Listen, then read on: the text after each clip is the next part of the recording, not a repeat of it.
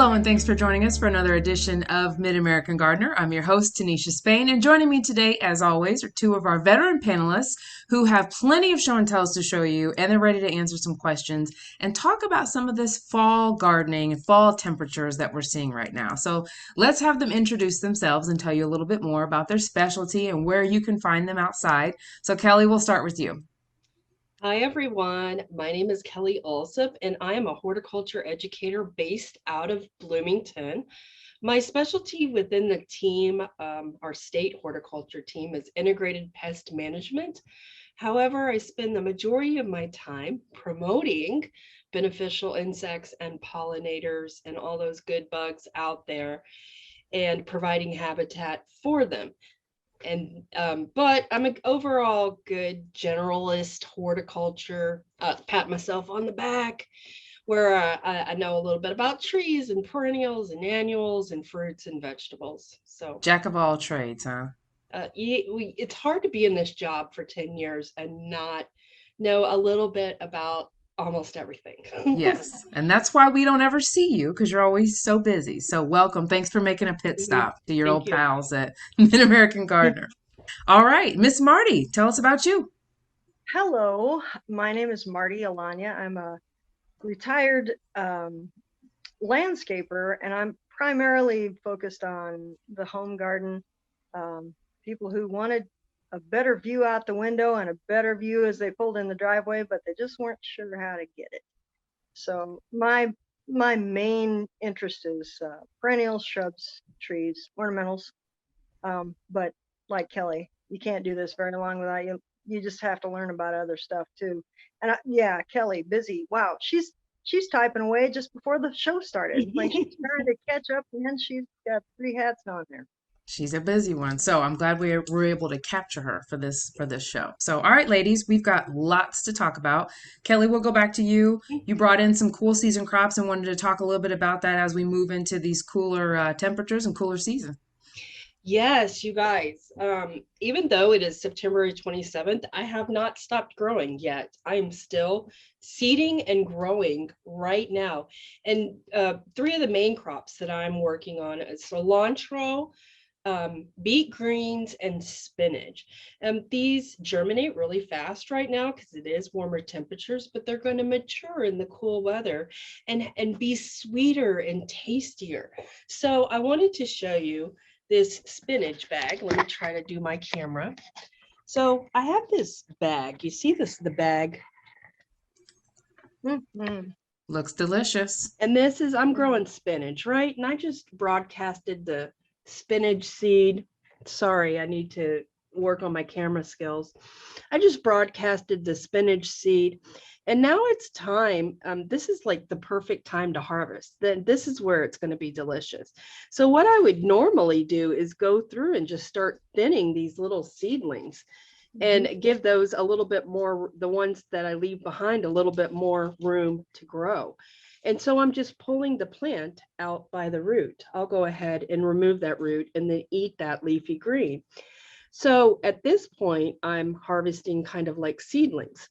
Well, as the spinach starts to mature, I am going to actually harvest it in a different way. I'm going to just harvest the outer leaves and allow the plant to grow and mature. And the only thing that I think is the secret to spinach and these leafy greens that we grow in this cool season is harvest them when they're 3 inches or less. Otherwise, they don't taste as good. And so if I harvest this right now, I can have this amazing spinach, and I've not even compromised my future harvest. So Interesting. Now, is spinach a cut and come again? Does it do, can you do that, treat that sort of like you would lettuce out in the garden? yes, that's what I'm referring to in the beginning, because I've overseeded and I've seeded heavily, right? Because usually you would need a little bit more space in between your spinach plants. Then I can go through and get my seedlings. And I always do this with leafy greens. I overseed so I can have that first crop of seedlings. But then once I've, spaced the plants out, then I can do the cut and come where I grab those outer leaves and let it continue to grow. Now you're growing that in your office, or did you just bring that in to show us? But is it I'm is it growing actually it growing? outside. You're growing it I'm outside. not growing it Awesome. in my office. You know, sometimes you can grow, you know, some seedlings like this and some herbs if you have a sunny window during the winter. But I'm not going to be I mean, I'm not going to get this large crop growing this type of thing inside. But outside, it's going to do really well. Excellent. And once it gets that cold temperature, it kind of turns that plant, the sugars change in a way to where it makes the spinach sweeter once it gets touched by the cold weather. Mhm. Did not know that. Mhm, Oh yeah, cold crops do that too. Cabbage and Brussels mhm. sprouts and broccoli, so much better when it's a little bit crispy outside. And the brilliance of doing that in a bag, Kelly, is that, and all you viewers in TV land, you got a small portable thing there. So you can put it outside wherever you need it.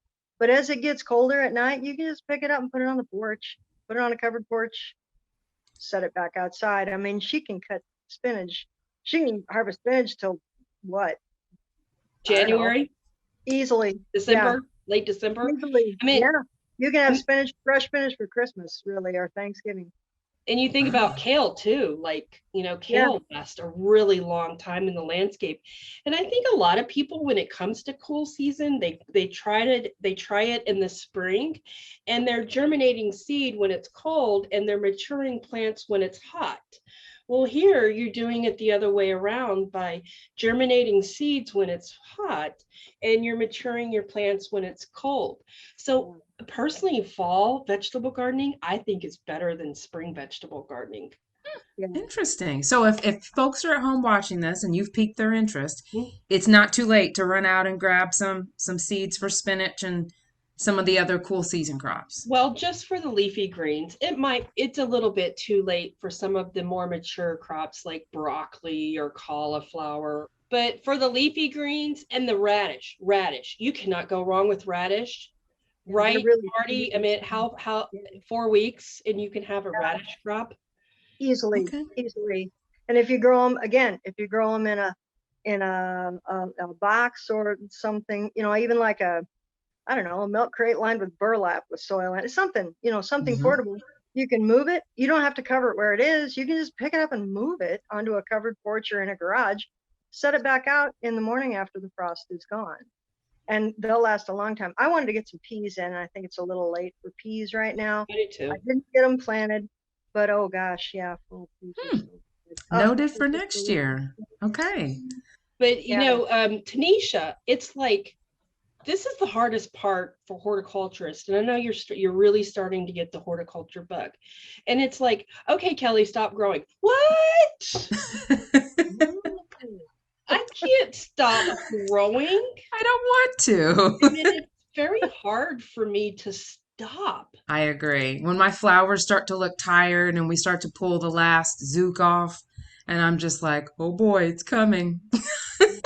The big rip is coming where everything's got to come out. So I'm with you. As long as we can grow, I'm in for Yeah. it. So, okay, Marty, you brought us some beautiful autumn cuttings. Let's talk about those. I did. I just went out before the show, and I may be a little close for this. I cut these I things, like that. and I will take them apart one by one and tell you what they are. I have a couple of annual planters that flank my porch steps, and they're pretty big. They're probably, I don't know, a 10-inch pot, something like that. And I grow annuals in them. I didn't get it done this year. This year was kind of a tough year for us. But in the fall, I'll cut things like this, and I'll just stick them in the potting soil, and they're just really, really pretty. There are other things I use as well. Some evergreens. I've got some blue fir in my yard. I've got some golden mops camacypris. The evergreen color is just wonderful. I've got some green spruce that I can use. I've got arborvitae. But anyway, I cut these just now, just so you could see. They're just so, and remember, these are not leaf colors. The leaf colors on things that change color for their foliage is not even included in it. It's too early for that yet. So I love autumn So you'll peach. get more of a show, is what you're saying. Oh, heck yeah. The dogwood, the viburnum, even my lilac changes color, to say nothing of the trees. And of course, the burning bushes. And just, if you just watch in your yard, things that don't even get advertised as having great fall color have great fall color. They're just tiny, people don't, they're not marketed for that. They're marketed for their bloom or their shape, whatever. But yeah, it's everything takes on a little happy coat. So these are hydrangea, and I've just collected them. Um, it's a panicle hydrangea. It's a pinky winky, I believe. And then this is millet. I think I mentioned this in an earlier show. The birds planted this for me around bird feeders, but it's so pretty. Look at that color. It's That this is beautiful gorgeous. orange. It's just lovely. It's like bittersweet, only teenier. And if I don't cut it, it's going to seed by the hegelian, so that's an industry term, by the way. So I want to not let those stand, but they are so pretty. They really, Yes. and they're quite heavy too. This, of course, is autumn joy sedum. This is the old fashioned, the autumn joy sedum, and I have it in a little bit of shade, and it doesn't like that, and I never water it because that's not my job. God waters, I don't. And even with that little bit of shade, this flopped. So autumn joy has been replaced by cultivars that have a little stronger stem or have a little shorter stature. So when the blooms come on and they're top heavy, they don't make the plant flop. To be fair, my plant only flopped on the shady side. Poor old thing. But anyway, so there's some fantastic color. And then here's a few dry things I really liked. I don't know if you can even see this very well. Yep. It's Panicum. Wispy. It's a grass. It's one of my favorite grasses. It's called Panicum. It comes large and small. Some of the cultivars turn red in the fall. Some of them turn a golden straw yellow. In the summer, they're either blue or green foliaged. And I just love the seed. It's just really pretty. I wish I had a darker background to show it to you better. But it's lovely. It actually looks really beautiful. It's good. Oh, good, because I can't. Yeah, you can see it. It looks nice. Well, yeah, and here's two actually. I forgot. So they show a little better with more, but they're great for filler, and they're just really airy and light. They're really beautiful. Okay, here's a plant that we don't typically recognize as a friend because we pull it out of our beds and out of our gardens. But foxtail grass really has a chance to shine in the fall. And it just, it'll take root any dang place and come up where you don't want it. But it nods in the breeze. It's very soft, so don't leave it where you don't want it to seed itself. And then, let's see, I have a few little Palmagros. This Carl Förster is the most common variety of this. It's called feather reed grass. This is the seed, and it grows a very upright grass. And I got gazillions of these, but I love this grass. It doesn't flop. It stays where it's supposed to be. So, and it's a really nice kind of a weedy looking addition. Do you leave all this up in the winter for just texture and, just to have? I leave it for winter interest, and I also leave it for Kelly beneficial insect cover. Yep. Because those things, lots and lots of things live inside hollow stems and at the base of grasses in the winter. So if you want some help next summer with your garden, don't be hacking all that crap off, okay? I'm sorry, I shouldn't have said. Anyway, okay, don't. We'll take crap because you could do a lot worse. Right. It's true, I could. So here is some dried dill, and the seeds have already fallen. Got a little spider web on there for added interest. It's just a really, really pretty. Those little umbels sticking up. They're just really pretty. They're very, very nice. And the last thing I have is just a couple of little spent cone flowers. This one has a few petals left. It's kind of tired. They were pink. They were the classic pink purpurea. And this one has lost all its petals. But what a happy little Dr. Seuss character that is, eh? Yes. They're just a funny little tribe sticking up there. And I love the dry stuff in the fall. They just the heads, once they drop their petals, they have a lot of interest. Some of them are shaped differently from these, or it's just, look around, use your artist's eye. Very Well, nice. Marty, one of the things that I think gardeners should be careful of, though, is collecting invasive species off the roadside. And they should really be careful that they know what it is before they collect it, because you would hate to spread an invasive species to your own gardens. So I what's cut the best way to identify, if you And see something that catches your eye, what should a person do before they take it home? And I love iNaturalist. It's an app that you can download on your phone, and you can take an image and view suggestions, and it will tell okay. you what it suggests immediately. That's usually my go-to for instantaneous identification. But sometimes I worry because teasel is along the roadside. It would actually look kind of cool in a flower arrangement, but I would never want somebody to harvest it and take it to their backyard. No, So I don't let the seeds fall off of this stuff. Yeah, there's a lot of, I live by a near a railroad track, so there's a lot of stuff right over that way that I really don't want in the yard, but somehow I inherit it. It And just shows up, right? yeah, it does. So the foxtail is probably the least innocuous, but oh yeah, there's a bundle of stuff out there I don't want to encourage. However, when it's dry and I can knock the seeds off, I'll still use it in arrangement. So Awesome. Thank you. I Those just were wanted actually to really add that pretty. in. no, Okay. good point, Kel. Just because you see something you like doesn't necessarily mean you should have it at your house. Yeah. Fair statement. Fair Go statement. walk down the railroad track and enjoy it down there. Yes. Do not bring it home. Okay. No. Thank you, ma'am. Okay, Kelly, always has cool house plants. Mhm. So, what have you got to share today that's in your Yeah, I'm office? one of those people that follow Instagram, and Yes. basically what I do on Instagram is look at cool houseplant trends, um, and pictures of houseplants. But so some of the there's a couple of houseplants I wanted to show you.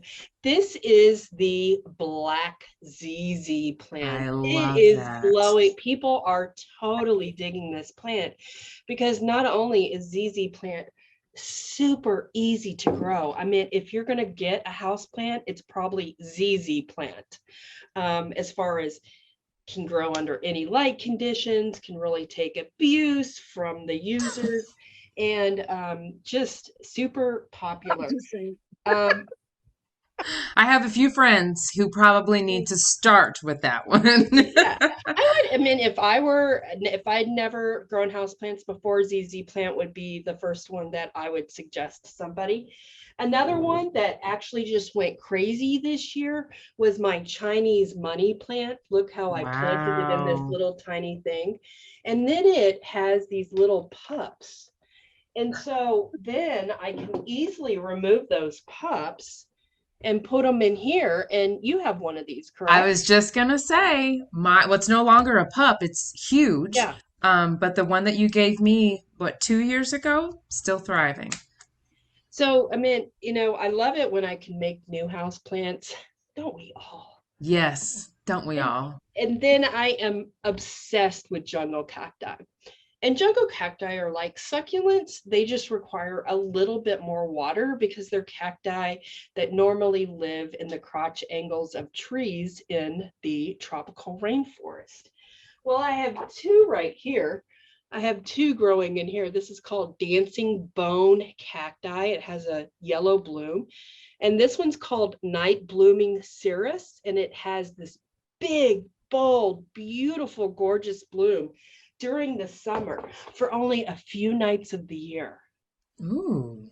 And so I do have some of those images on my Flowers, Fruits, and Frass blog. I wrote an article about trendy houseplants, so you can always check that out. And then the other one I wanted to show I you. love her enthusiasm. I'm just sitting here grinning like a Cheshire cat, like Yeah. making my list. This is another jungle cactus called Rickrack, excuse me. Yeah.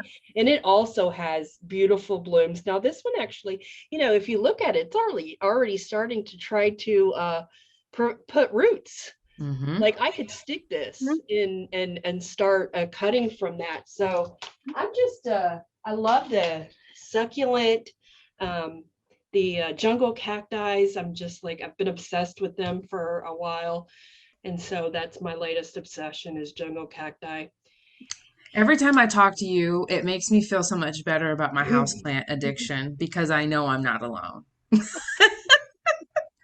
Yes. That's why I always tell master gardeners, I'm like, you could be obsessed with shoes, but you're not. See? You're See? obsessed with plants. And that's a good thing. I You're mean, scrubbing the air, you're contributing to the yes, industry. So many great things that I tell myself why this problem is not really a problem. it's not a problem as far as I'm concerned. Tanisha and I think you would probably agree with me that we are supposed to grow plants. That is what human beings do. If you can't grow and learn how to grow, it's just you're missing out on this incredible experience in life. I feel like that's what I'm here to do is I grow agree. plants. I agree. I agree. I love it. Okay, we've got about 5 minutes left, and you both wanted to talk a little bit about bulbs, so I want to make sure we get that in before we. So, Marty, we'll start with you. You've got some sad, sad girls that you want to talk about, right? They're pretty sorry.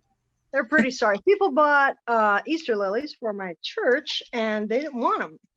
So I took them. But I didn't get them planted. This is what they look like. Holy moly! They're very dry. It's a shame. Really, like I said, it's been a tough year here at the Alanya household. We're getting better. But yeah, poor old things. Good thing they're bulbs or they'd be croaked over by now. So I took the liberty, for the benefit of our viewers worldwide, I've taken some of the soil off and showing you what the bulb looks like when you don't water it. I don't know if you can see that very well. Crispy okay. roots. Yeah, this is the roots. Yeah, but the bulb itself actually has a little bit of, it's still got some fleshy tubers in the inside, and then there's one little guy over here trying to grow. So I got two of them like this, but I think that's enough sadness for one day. So I'm gonna go ahead and plant these. I'm gonna try it. They've been sitting out in the garage All summer. I'm gonna plug them in, yeah, and I don't care. I'm gonna put them all in one place, so all in a clump. So if one makes it, I'll think, well, I'm sorry about you other 8 or 9 or whatever you were. So I'm gonna give them a spin. Okay. I mean, how bad can it be? They may not bloom next summer if they come up. If they survive, they may not bloom next summer, but they might bloom the summer after that. And I don't. It's just like, well, girls, that's a shame. So, Kelly, we're going to go to you because you had some bulbs and you were talking about planting them. And so some people may not know that you can actually plant or you're supposed to plant in the fall for the following. So talk a little bit about that and what are you going to be planting? Yeah, all those beautiful daffodils and tulips that come up are planted in the fall, and particularly here in Illinois, the month of October. So all you guys are going to be ordering your bulbs from your garden centers or online, and you're going to be planting those. Well, there are two little tips that I want to give you before you plant this year.